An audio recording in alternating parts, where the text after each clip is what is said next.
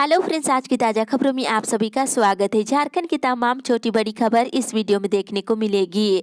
सबसे पहले बड़ी खबर, चुनावी घोषणा पत्र पर अमल करने में जुटी सरकार। एक बड़ी खबर की मुख्यमंत्री हेमंत सोरेन के इस महीने 1 साल पूरे हो जाएंगे और वर्षगांठ के मौके पर 29 दिसंबर को सरकार जहां अपने शासनकाल की उपलब्धियां समेटने में जुटी है, वहीं झारखंड मुक्ति मोर्चा अपने चुनावी घोषणा पत्र पर अमल करने की कवायदा में लग गया है। खुद मुख्यमंत्री हेमंत सोरेन उन तमाम योजनाओं की घोषणा करेंगे जो झारखंड मुक्ति मोर्चा के चुनावी घोषणा पत्र का अहम हिस्सा रहा है। बेहतर नियोजन से लेकर के जल जंगल जमीन की सुरक्षा झामू के एजेंडा में सबसे ऊपर में है। इसके अलावा झारखंड आंदोलनकारियों के शहीदों और उनके परिजनों को नौकरी और सम्मान देने की योजना भी है। इससे जुड़ी तमाम योजनाएं वर्षगांठ के मौके पर धरातल पर होगी और राज्य के हित से जुड़े तमाम मुद्दों पर ज्यादा ध्यान दिए हैं। साथ ही खनन क्षेत्र में निजी कंपनियों की एंट्री को विरोध किया है। साथ ही बता दें, सरकार ने खाली पड़े सरकारी पदों पर नियुक्ति की प्रक्रिया भी तेज करने की योजना बनाई है। इसके तहत उन विभागों की नियमावली को अंतिम रूप दिया जा रहा है जहां नियुक्ति नियमावली नहीं थी और जेपीएससी और जेएसएससी की लंबित परीक्षाएं भी समय पर पूरा करने की तैयारी है। साथ ही लाभुकों को पेंशन से लेकर के राशन तक देने की योजना भी है और किसानों की कर्ज माफी की योजना भी इसी का हिस्सा है। इसके अलावा प्राकृतिक आपदा में मुआवजा आदि का भी प्रस्ताव शामिल किया गया है और साथ ही 300 यूनिट बिजली तक का इस्तेमाल कर रहे उपभोक्ताओं को 100 यूनिट बिजली मुफ्त में देने की घोषणा कर सकते हैं। इसी के साथ ही अगली बड़ी खबर, मौसम विभाग से झारखंड में आज भी बारिश का असर, बढ़ेगी कनकनी। उत्तर भारत में कायम पश्चिमी विक्षोभ और राजस्थान से नम हवा के बहाव के कारण झारखंड के कई इलाकों में बूंदाबूंदी बारिश हो रही है। गुमला, रामगढ़, हजारीबाग, पलामू में आज कहीं कहीं गर्जन के साथ ही हल्के दर्जे की बारिश होने की संभावना है। आने वाले 2 दिनों में रांची समेत राज्य में न्यूनतम तापमान में कोई बदलाव नहीं होगा। राजस्थान में बने सर्कुलेशन के कमजोर होते ही आसमान में छाए बादल 17 दिसंबर के बाद हटने लगेंगे। इसके बाद 18 दिसंबर से न्यूनतम तापमान में बदलाव शुरू हो जाएगा। ये 2 से लेकर के 5 डिग्री सेल्सियस तक हो सकता है। इसी के साथ ही अगली बड़ी खबर, झारखंड कोरोना अपडेट्स।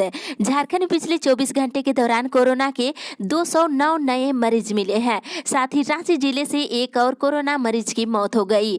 साथ ही पिछले 24 घंटे के दौरान बोकारो से 14, चतरा से 1, देवघर से 2, धनबाद से 15, पूर्वी सिंहभूम से 38, गढ़वा से 6, गोड्डा से 5, गुमला से 1, हजारीबाग से 5, जामताड़ा, खुट्टी, कोडरमा, लोहरदगा से 1, पलामू से 5, रामगढ़ से 8, रांची से 98, साहिबगंज से 3 और सरायकेला से 1 और पश्चिमी सिंहभूम जिले से 3 नए मरीज मिले हैं। इसके साथ ही राज्य में कोरोना मरीजों की संख्या बढ़कर के 1,11,931 हो गई है। इसी के साथ ही अगली बड़ी खबर, कल से झारखंड में शुरू होगी 10वीं और 12वीं की कक्षाएं। एक बड़ी खबर की राज्य में 17 दिसंबर से 10वीं और 12वीं की कक्षाएं को लेकर के स्कूल खोले जाएंगे। ये जानकारी राज्य के स्वास्थ्य और आपदा प्रबंधन मंत्री बाना गुप्ता ने दिए हैं। मुख्यमंत्री हेमंत सोरेन की अध्यक्षता में मंगलवार को हुई आपदा प्रबंधन प्राधिकरण की बैठक में ये फैसला लिया गया है। हालांकि इससे संबंधित आदेश और शर्तें आज जारी किए जाने की संभावना है। मंत्री बाना गुप्ता ने बताया है कि 10वीं से नीचे की कक्षाओं के लिए पहले की तरह ही ऑनलाइन कक्षाएं चलती रहेगी। फिलहाल कोचिंग संस्थानों को खोलने को लेकर के कोई निर्णय नहीं हुआ है। इसी के साथ ही अगली बड़ी खबर, अब सिर्फ 400 रुपये में होगी RT-PCR की जाँच। एक बड़ी राहत की खबर की झारखंड के निजी जाँच घरों में कोरोना की RT-PCR जाँच अब 800 की जगह 400 रुपये में किए जाएंगे। वहीं जाँच घर जा करके सैंपल लेने पर 200 रुपये अतिरिक्त लिए जाएंगे। स्वास्थ्य विभाग के प्रधान सचिव डॉक्टर नितिन मदन कुलकर्णी ने दर निर्धारित करते हुए आदेश जारी कर दिया है। इसी के साथ ही अगली बड़ी खबर, राज्यपाल का निर्देश, खाली पदों पर जल्द बहाली। एक बड़ी खबर की राज्यपाल द्रौपदी मुर्मू ने मंगलवार को झारखंड लोक सेवा आयोग के अध्यक्ष अमिताभ चौधरी को राजभवन बुला करके विश्वविद्यालय और महाविद्यालयों के रिक्त पदों पर जल्द भर्ती करने का निर्देश दिए हैं। मिली जानकारी के अनुसार राज्यपाल ने अतिथि शिक्षकों के भरोसे पठन पाठन पर चिंता जाहिर किए हैं। उन्होंने कहा है कि शिक्षकों के अभाव में पढ़ाई बाधित हो रही है। राज्य के विभिन्न विश्वविद्यालयों और कॉलेजों में शिक्षकों के 2000 से अधिक पद रिक्त है। इस पर बहाली निकालने का निर्देश दिए हैं। वहीं प्राथमिक और माध्यमिक स्कूलों में शिक्षकों की भर्ती भी जल्द निकालने को लेकर के मुख्यमंत्री हेमंत सोरेन 29 दिसंबर को घोषणा कर सकते हैं। इसी के साथ ही अगली बड़ी खबर, पारा शिक्षकों के मानदेय भुगतान को लेकर के सीएम को सौंपा मांग पत्र। अनट्रेंड पारा शिक्षकों का एक प्रतिनिधि मंडल मुख्यमंत्री हेमंत सोरेन को मांग पत्र सौंप जॉब करके 19 महीने का बकाये मानदेय भुगतान करने की मांग की है। ऋषिकांत तिवारी ने सीएम से कहा है कि अनट्रेंड पारा शिक्षकों के मानदेय भुगतान को लेकर के पत्र निर्गत किए हुए 2 महीने बीत चुके हैं, इसके बावजूद मानदेय का भुगतान नहीं किया गया है। इस पर मुख्यमंत्री हेमंत सोरेन ने सभी जिले से अनट्रेंड पारा शिक्षकों की सूची मंगवाने की बात कही है। साथ ही उन्होंने सभी अनट्रेंड पारा शिक्षकों को जल्द वेतन भुगतान करने का आश्वासन दिए हैं। इसी के साथ ही अगली बड़ी खबर, गैस की कीमतें बढ़ी। एक बड़ी खबर की गैस कंपनियों ने लगातार गैस की कीमतों में बढ़ोतरी कर रहे हैं। 14 दिनों में दूसरी बार कीमतें बढ़ाई गई है। 14 किलो 200 ग्राम वाला नॉन सब्सिडी वाले गैस सिलेंडर में 50 रुपये और 19 किलो वाले व्यवसायिक गैस सिलेंडर में 36 रुपये की प्रति सिलेंडर वृद्धि की गई है। अब ग्राहकों को 14 किलो 200 ग्राम नॉन सब्सिडी गैस के लिए 751 रुपये 50 पैसे देने होंगे। इसी प्रकार से 19 किलो वाले व्यवसायिक सिलेंडर के लिए 1433 रुपये देने होंगे। नई कीमत मंगलवार से लागू कर दी गई है। इसी के साथ ही अगली बड़ी खबर, पाइपलाइन से घर घर पहुंचेगी जल आपूर्ति। एक बड़ी खबर की पेयजल स्वच्छता प्रमंडल चाईबासा के द्वारा 2024 तक 11 प्रमंडलों के सभी गाँवों के घरों में नल से पानी पहुँचाने का लक्ष्य रखा गया है। इस प्रमंडल के अंतर्गत बड़े पैमाने पर ST/SC टोले के अंतर्गत कई योजनाओं का कार्य की जा रही है। जनसंपर्क विभाग के द्वारा संचालित फेसबुक लाइव कार्यक्रम के माध्यम से कार्यपालक अभियंता ने ये जानकारी दी है। उन्होंने बताया है कि जल जीवन मिशन भारत सरकार का एक महत्वपूर्ण योजना है। इस मिशन के अंतर्गत 2024 तक चालू नल के माध्यम से सभी घरों को आवश्यकता और गुणवत्तापूर्ण पीने के पानी पहुंचाया जाएगा। घर घर में जल आपूर्ति की जाएगी। इसी के साथ ही अगली बड़ी खबर, रामगढ़ में विकलांग जनों का धरना प्रदर्शन कल। दिव्यांग जनों की मांगों को लेकर के कल धरना प्रदर्शन किया जाएगा। संघ के जिला अध्यक्ष अख्तर अली ने बताया है कि अपने हक और अधिकार के सवाल पर 16 दिसंबर को दिन के 11 बजे से नगर परिषद कार्यालय के समक्ष अनिश्चितकालीन धरना प्रदर्शन किया जाएगा और नगर परिषद की वर्तमान कार्यपालक पदाधिकारी से बार बार निवेदन करने के बावजूद भी मांगे पूरी नहीं की जा रही है। सभी दिव्यांग झारखंड राज्य सरकार और भारत सरकार के अधिनियम के तहत अपना अधिकार मांग रहे हैं, कोई भीख नहीं। मांगे पूरी नहीं होने तक विकलांग जनों का धरना प्रदर्शन जारी रहेगा। साथ ही विकलांग जनों को स्कूटी देने की मांग की जा रही है। इसी के साथ ही अगली बड़ी खबर, इस साल संसद का शीतकालीन सत्र नहीं होगा। केंद्र सरकार ने कहा है कि कोरोना महामारी के कारण इस वर्ष संसद का शीतकालीन सत्र नहीं किए जाएंगे। इसके मद्देनजर अगले साल जनवरी में बजट सत्र की बैठक आहूत करना उपयुक्त रहेगा। साथ ही केंद्रीय संसदीय कार्य मंत्री प्रहलाद जोशी ने कहा है कि सर्दियों का महीना कोरोना के प्रबंधन के लिहाज से बेहद अहम है। इस दौरान कोरोना के मामले में बढ़ोतरी दर्ज की गई है और साथ ही कोरोना का टीका जल्द आने की उम्मीद जताई है। इसी के साथ ही अगली बड़ी खबर, पुरानी पेंशन नीति लागू कराने की मांग। पुरानी पेंशन की मांग लगातार की जा रही है और पुरानी पेंशन की मांगों को लेकर के NMOPS national movement for old pension scheme प्रखंड इकाई पत्थलगढ़ा में इसको लेकर के बैठक हुई, जिसमें 14 सदस्यों की एक कमेटी गठित की गई और संगठन मजबूती पर जोर देते हुए पुरानी पेंशन को सरकार के द्वारा जल्द से जल्द लागू कराने पर विशेष रूप से चर्चा की गई है। और साथ ही इधर जन समस्याओं को लेकर के भाजपा मंडल का धरना आज होगा। साथ ही JSLPS अपनी मांगों को लेकर के अनिश्चितकालीन हड़ताल पर चले गए हैं। 9 सूत्री मांगों को लेकर के धरना प्रदर्शन की जा रही है।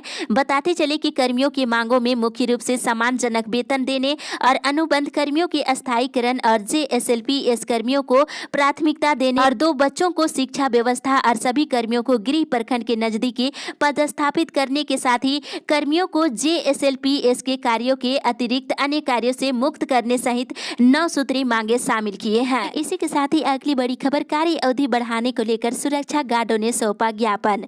महागामा ऊर्जा नगर कॉलोनी स्थित मां अम्बे सिक्योरिटी एजेंसी के सुरक्षा गार्ड करीब 1 साल से काम कर रहे हैं, जिसका कार्यकाल 31 दिसंबर को पूरा हो जाएगा। लेकिन अभी तक ECL प्रबंधन ने कार्य अवधि को बढ़ाने को लेकर के और न ही रीटेंडर को लेकर कोई नोटिस निकाला है। समस्या को लेकर के सुरक्षा गार्ड एरियर कार्मिक प्रबंधन और झारखंड मजदूर कल्याण संघ के अध्यक्ष महागामा के पूर्व विधायक राकेश रंजन को ज्ञापन पत्र सौंपा गया है और कार्य अवधि बढ़ाने को लेकर के झारखंड मजदूर संघ के अध्यक्ष ने कहा है कि हर संभव प्रयास करके ECL प्रबंधन से बात की जाएगी। इसी के साथ ही अगली बड़ी खबर, निजी इंटर कॉलेजों की बहालियों में अब 12वीं पुत्रों की नो एंट्री, नहीं चलेगा पैसा और 12वीं का खेल, नियुक्ति में जैक की होगी सीधी निगरानी। एक बड़ी खबर की वित्त रहित इंटर कॉलेजों में शिक्षक और और अन्य पदों पर नियुक्ति को लेकर के अब ना तो कॉलेज प्रबंधन की मनमानी चलेगी और ना ही किसी भी स्तर से भाई भतीजा या फिर पैसा परवी का खेल चलेगा। इन पदों पर होने वाली नियुक्ति में अब राज्य सरकार के साथ ही जेएससी की भागीदारी रहेगी। नियुक्ति में गड़बड़ी को रोकने के लिए पहली बार इंटर कॉलेज शिक्षक और शिक्षकोत्तर कर्मचारी नियुक्ति नियमावली 2020 को गठित की जा रही है। राज्य सरकार प्रस्तावित नियमावली में शिक्षकों और अन्य पदों पर नियुक्ति को लेकर के शर्त तय की जा रही है और साथ ही वित्त रहित इंटर कॉलेज में शिक्षक नियुक्ति के लिए बीएड उत्तीर्ण होना जरूरी की गई है। हालांकि नियमावली लागू होने से पहले 15 वर्ष पूरा कर चुके अनट्रेंड शिक्षकों को बीएड के प्रशिक्षण की वैधता से छूट देने की भी बात कही गई है। इसी के साथ ही अगली बड़ी खबर, हरा राशन कार्ड के लिए आए आवेदन को किया गया रद्द। एक बड़ी खबर की राज्य के लोगों को राशन उपलब्ध कराने के लिए राज्य सरकार की ओर से हरा राशन कार्ड बनाई जा रही है, जिसमें तकरीबन 2,85,000 के आसपास आवेदनों को रद्द कर दिया गया है। बताया गया है कि ऐसे लोगों ने आवेदन कर दिया है जिसके पास पक्का मकान, गाड़ी, परिवार से कोई भी सदस्य सरकारी सेवक या फिर किसी परिवारजनों को पेंशन मिलता है। खाद्य आपूर्ति विभाग ने स्क्रूटनी करने के बाद ऐसे लोगों के आवेदन को रद्द कर दिया है। राज्य सरकार वैसे लोगों को राशन कार्ड देने का निर्णय लिया है जिसके पास किसी तरह के कोई भी राशन कार्ड नहीं है। सरकार ने 15 लाख ग्रीन राशन कार्ड बनाने का लक्ष्य रखा है, लेकिन बता दें कि 38,97,119 आवेदन अभी तक आ चुके हैं और अभी भी आवेदन की प्रक्रिया चल रही है। लेकिन फिलहाल गाइडलाइन तय नहीं हो सका है कि पहले 15 लाख ग्रीन कार्ड किसे दिया जाएगा। इसी के साथ ही अगली बड़ी खबर, 18 पैक्सों में आज से शुरू होगी धान की खरीदारी। कोडरमा जिले में लंबे इंतजार के बाद आज से 18 जिले में धान की खरीदारी शुरू होगी। इसके लिए रजिस्टर्ड किसानों को मैसेज भी भेजना शुरू कर दिया गया है और साथ ही चतरा जिले में धान क्रय केंद्र का उद्घाटन बड़का गांव के विधायक अंबा प्रसाद के द्वारा कल किया गया है। साथ ही इधर धान बिक्री के लिए 31 गांवों से किसी ने नहीं कराया निबंधन। बताते चले कि सिसई प्रखंड मुख्यालय सभा कक्ष में मंगलवार को बीडीओ प्रवीण कुमार के अध्यक्षता में बैठक हुई, जिसमें बताया गया है कि धान बिक्री को लेकर के किसानों के द्वारा कोई भी निबंधन नहीं कराए हैं। बताया गया है कि प्रखंड क्षेत्र में 31 राजस्व गांव से एक भी किसानों का निबंधन अभी तक नहीं किया गया है। इन गाँवों के सभी संबंधित कर्मियों को 17 दिसंबर तक किसानों का रजिस्ट्रेशन कराने का निर्देश दिया गया है और साथ ही मनरेगा के तहत बने कुआं के लाभुकों को 90% अनुदान दर पर पंप सेट उपलब्ध कराई जाएगी। इसके लिए इच्छुक कूप लाभुकों को आवेदन करने का निर्देश भी दिया गया है। इसी के साथ ही अगली बड़ी खबर, धूप नहीं निकलने से बढ़ी ठंड, अलाव जलाने की मांग। सिमडेगा जिले के आसमान में मंगलवार को दिन भर बादल छाया रहा। धूप नहीं निकलने से ठंड और कनकनी बढ़ गई है। इससे आम जनजीवन प्रभावित हो रहे हैं। ठंड और कनकनी से लोग परेशान हो रहे हैं। इस बीच चिकित्सकों ने वृद्ध और बच्चों के स्वास्थ्य को लेकर विशेष सावधानी बरतने की सलाह दी है। ठंड बढ़ने के साथ ही स्थानीय लोगों ने जिला प्रशासन से मुख्य चौक चौराहों पर अलाव की व्यवस्था करने की मांग किए हैं और साथ ही इधर गढ़वा जिले के मनिका भाजपा मंडल अध्यक्ष अजीत कुमार ने ठंड के बढ़ते प्रकोप के कारण प्रखंड मुख्यालय में अलाव की व्यवस्था करने की मांग किए हैं। इसी के साथ ही अगली बड़ी खबर, हाथियों ने 5 दिनों में 40 घरों को किए ध्वस्त। बड़का गांव में अभी हाथियों का काफी आतंक है। हाथियों ने दूसरी ओर नपो खुर्द पंचायत के अंतर्गत नपो खुर्द, नपो कला और इसको गांव में काफी तबाही मचा रखी है। हाथियों ने पंचायत में कुल 40 घरों को क्षतिग्रस्त कर ग्रामीणों को भारी भरकम नुकसान पहुंचाया है। किसानों को लाखों रुपए का नुकसान उठाना पड़ा है। घटना की जानकारी मिलते ही पंचायत के मुखिया और प्रतिनिधि घटना स्थल पर पहुंचकर हालात की जायजा लिए हैं। बताया गया है कि सभी को मुआवजा दिलाने के लिए सीईओ और वन विभाग से संपर्क की जा रही है। मुआवजा दिलाई जाएगी। इसी के साथ ही अगली बड़ी खबर, 31 लोगों पर बिजली चोरी की प्राथमिकी दर्ज। बिजली चोरी को रोकने को लेकर के बिजली विभाग के द्वारा इन दिनों लगातार छापेमारी अभियान चलाई जा रही है। पिछले 2 दिनों में 93 स्थानों पर छापेमारी की गई। इसमें बिजली चोरी के आरोप में कुल 31 लोगों पर संबंधित थानों में प्राथमिकी दर्ज की गई है। इन सबों पर 3,76,000 रुपए का जुर्माना लगाया गया है और विभागीय अधिकारी ने बताया है कि डोमचांच कोडरमा में 43 घरों में छापेमारी की गई और जिसमें बिजली चोरी को लेकर के 16 लोगों पर प्राथमिकी दर्ज की गई है। इन सभी पर 1,66,000 रुपए का जुर्माना भी लगाया गया है। इसी के साथ ही अगली बड़ी खबर, 10 गाँवों के ग्रामीणों को मिलेगा वन अधिकार पट्टा। एक बड़ी खबर की पश्चिमी सिंहभूम के उपायुक्त अरवा राजकमल ने कहा है कि अभी जिले में अनुमंडल स्तर पर बहुत सारे आवेदन वन अधिकार पट्टा के लिए प्राप्त हो रहे हैं।